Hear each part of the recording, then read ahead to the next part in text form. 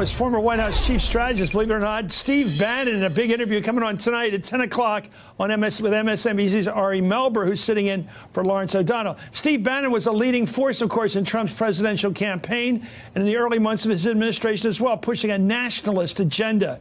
It's called America First. Remember that approach, meaning tougher trade policies, rebuilding the infrastructure of this country, keeping the country out of stupid wars. But now, 18 months into his presidency, we face an unsettled trade situation with Trump, a non-existent infrastructure plan to rebuild the country, and all this saber rattling at countries like Iran that could bring us closer to new wars. So what happened to Trump's agenda that looked attractive to a little bit, to some people a little bit, who are smart a little bit? Joining us right now is the anchor of The Beat. Great name for his show, Ari Melber. Ari, I really wanted you to come on the show because I'm thinking when this guy Bannon was first out there, a lot of it was awful. He seemed too far right, too not fascistic, but something scary about him, this nationalist thing.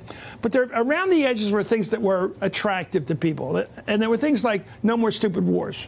We're going to look at it for ourselves in terms of economic deals. And we're going to rebuild this country, not worried about the electric grid in Afghanistan. We're going to rebuild stuff here. I don't see that. I see a guy saber rattling. I see a guy in Trump. I see a guy who's arguing with Manigault and Amorose and all these stupid intramural fights. I don't see the guy pursuing rebuilding the country, for one, staying out of stupid wars, secondly. I don't see that. Has this guy lost his influence? Well, he's out. He's on the outs, and he's trying to claw his way back in by spending money this week. And so some of the things we talk about in this interview that, as you mentioned, is airing later, but I'll get into some of it, was how do you say that Donald Trump's for the working class when 83% of the tax bill benefits go to the top 1%? And what's he say? And how do you deal with an infrastructure bill that he said was going to get passed and did it? Because he spent all the money on tax cuts for the rich. And how do you deal with Wall Street and say you're going to take them on when you won't release who your donors are because you have a secret organization under the laws that doesn't force their disclosure? So let's take a look at all that. I think you're going to give me a piece. Let's take a look at your interview tonight, a little tease. We do not want to isolate America. We got the wrong thing up there. I don't know. We're going to have to wait. That was frustrating. Let's go. That was Pat Buchanan. This is an up or down vote on President Trump. You know, this election is going to come as a referendum on him. He permeates the entire political culture. And I think those that are around him are telling him that, hey, it's okay to lose the House. You can work with the Democrats and you can run against a Democratic House in 2020. It's bad advice. Okay, that's a political point. I think it's a good one. Trump's floating around the idea, at least it comes out of him, I can lose the House. Then I'll blame everything on Pelosi or the Democrats or, anybody else.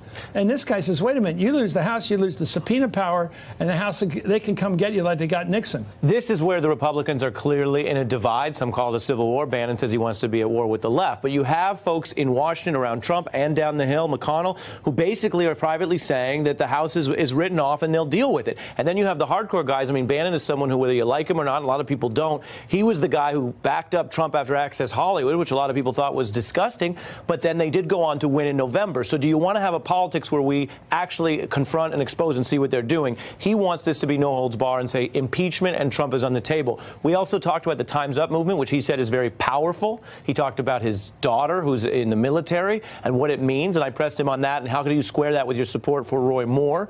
And he talked about patriarchy. And I said, well, if it's time to change gender relations in this country, if we're going to have gender equality, then don't you have to take on the patriarchy? So this is a person who, while clearly reviled, and I addressed that with him, and we talked Charlottesville as well, is also getting in ways that some other conservatives aren't. When he talks about these movements, these candidates, the economy, Wall Street, he's trying to push this conversation right now, even as Donald Trump says they're not buddies. Well, I think people have to listen to him, and I congratulate you on getting him on, because people on the progressive side of things, people on the center left, where I'm sort of at, I think need to hear this other side. They got to hear it again and again. It's not going to change anybody's minds, but people ought to hear it, because you got to know what you're up against. Thank you, Chris. And on that, I mean, in 2016, some people were caught by surprise because we weren't listening to everything.